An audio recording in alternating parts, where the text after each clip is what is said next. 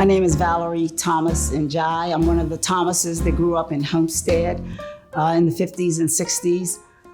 One of 7, in addition to all the ones my dad always brought back from vacation with him.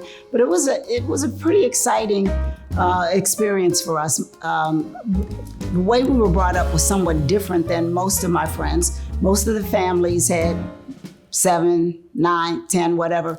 Our family included the children, my mother and father, and my grandmother, who lived about a block away, but who spent every single day after work at our home. My dad never wanted to go into the steel mills, like most people who lived in Homestead. And so he did everything that he could. He was born in 1926 in Homestead, and in 1932, his mother passed.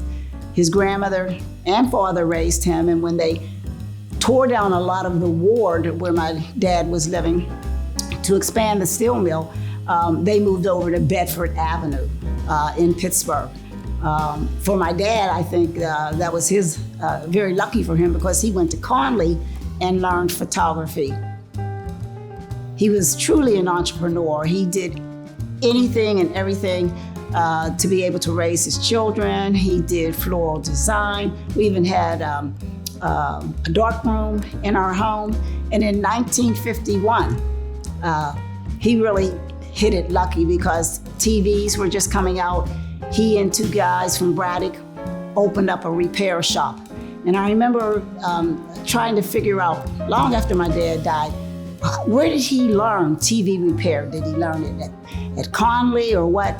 And I was told that he was the businessman, the brains behind the operation. The other 2 guys knew how to repair. He knew how to operate a business. And that took him up until about probably 1958, 59, when he branched out on his own and opened up Wham TV. That stood for Walter and Marion, my parents.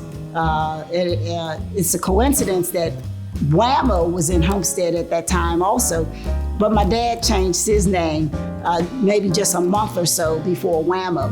So you had Wham and Whammo. Growing up, we had to work very hard. While everyone else was out playing, going to skating parties, we had to work down in my dad's shop every single day.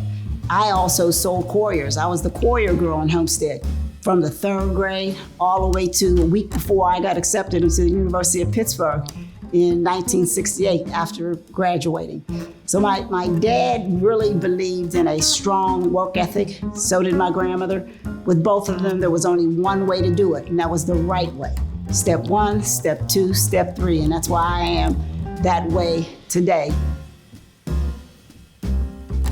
My dad was honored a few years ago by Park Place Church, and so I started looking into what was he known for. I just knew him as the TV man, the man who sold appliances and expanded to furniture and rugs and things like that. But what I found out was that he was known and he was so successful because Black folks couldn't get loans. They couldn't get credit back in the 60s when he became so successful.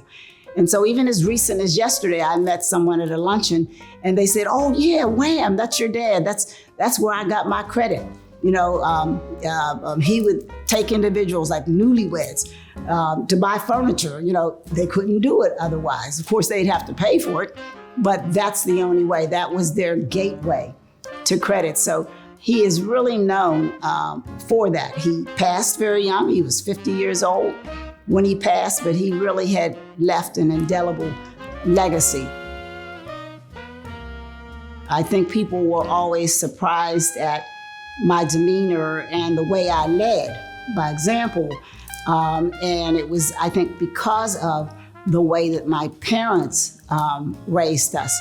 And I'm very, very involved in the community, and I know that I would not be where I am today had it not been for the women in the church, the people at the community center, the folks I delivered couriers to, because Homestead back in the 60s when I went to high school, they weren't even trying to help Black people go to college. They just weren't. But it was the community that always encouraged me, always made me think that I was bigger than life, more beautiful than I was. more exceptional, a good speaker. I learned to speak in the church. I didn't learn to speak at Homestead High School.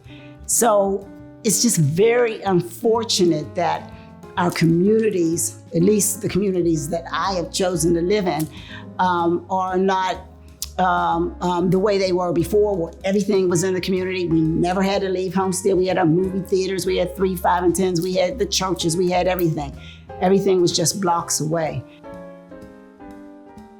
He was only 50 years old when he died, and he was very successful, and it was a loss to the community when he passed, but by then, things had started relaxing, and probably if he were still alive today, I'm not sure he'd have business, because today you have so many places. But back then, that wasn't a possibility. Not only with blacks, but people who were poor. They didn't have access to credit. And so they first closed the one in Hazelwood, closed the one in Homestead, and when my brothers and cousin did not want to continue the business because they were doing other things, my mother just closed it, and it never reopened.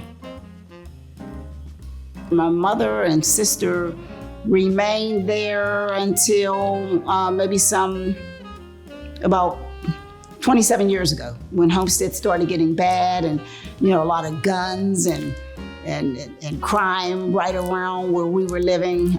That's when they moved into Pittsburgh. But the building still stands.